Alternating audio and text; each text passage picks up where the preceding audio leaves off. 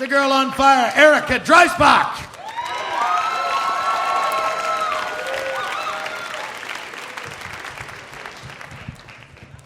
Have you ever done something that you're not proud of on the internet? I've done that a lot. I used to get paid for it. 3 years ago, when I was unemployed and living in Brooklyn, I applied to dozens of jobs on newyork.craigslist.org/writing. Only one wrote back. "We're looking for bloggers who rock," the ad had said. I landed the job. The office was a windowless cubicle farm in a busted-up building in Flatbush, Brooklyn, which Flatbush is not the hip part of Brooklyn. If one looks at a map of New York City with the right frame of dirty mind and sees the long, shining schlong of Manhattan and the spasmodic ejaculate of Staten Island, then Flatbush is deep in Brooklyn's sweaty ballsack.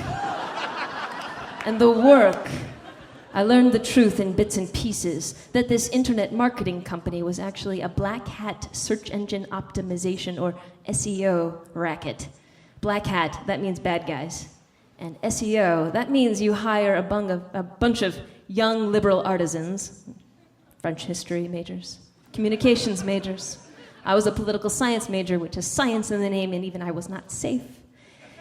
You pay them minimum wage to write sincere-sounding blogs that exist only to make your clients higher up in Google search results. This is not like fake Yelp reviews. This is a part of the internet you have never seen, in the dark places where only Google spiders dare crawl. So I wrote novels worth of content about nurses' scrubs, medical waste disposal, price guns, kitchen cabinet knobs. Did you know that it's a well-known fact that new kitchen cabinet knobs can utterly transform a room or your life? Find out on brassknobberyblog.blogspot.com. I feel very alienated from the person who wrote that copy 3 years ago.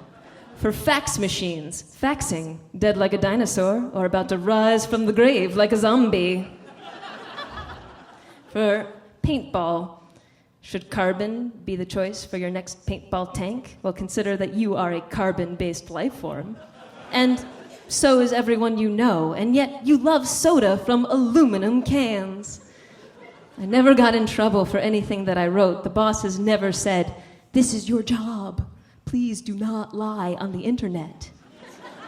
Because it was our job to lie on the internet. Is this illegal? No. Unethical? Oh, yes.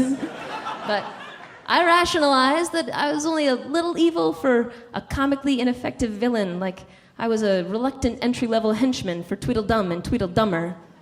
And I inserted my own subtle sabotage. For cell phones, I wrote about brain cancer. For instant noodles, I wrote about MSG. Dangerous or delicious? Find out on instantnoodleblog.blogspot.com. Most of the other writers were 23 years old, and they had an attitude of, "Yeah, how great to have a writing job in New York. 10,000 words on medical waste, just let go and let flow." There was only one other writer there old enough to know better. Her name was Amy.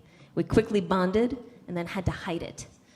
Particular friendships and private conversations were frowned upon. Laughter was frowned upon.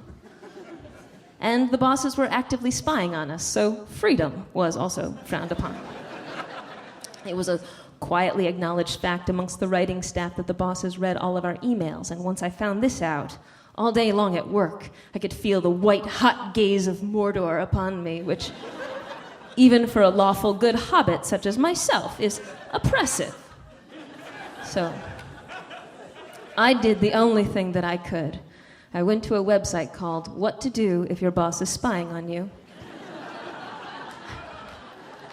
I set it as the background, and I removed the toolbar and the icons. This was not suggested by the website, by the way. This was my own invention. So if anyone logged onto my machine to look me up, all he'd see is what to do if your boss is spying on you. And I felt so triumphant that yes, they had a lease on my time and my talent, but not on my soul. 3 days later, They removed the computer in the night and replaced it with a laptop that had a broken screen. The manager, Ray, said, "Oh, Boss Jay said he got you a new computer. He just wants to make sure that you're happy." I quit the following morning over email, effective immediately, and I told Amy I was sorry. I was angry. I'm still angry. And I can no longer Google with a carefree spirit like I once did. But it has taken me 3 years to realize I won. That they had logged on in the night. That all they could see staring back at them was what to do if your boss is spying at you, 1,000 pixels high. That they had learned not every employee will tolerate being fucked with. Because the answer to what to do if your boss is spying on you is quit your job. Thank you. Erica Dreisbach!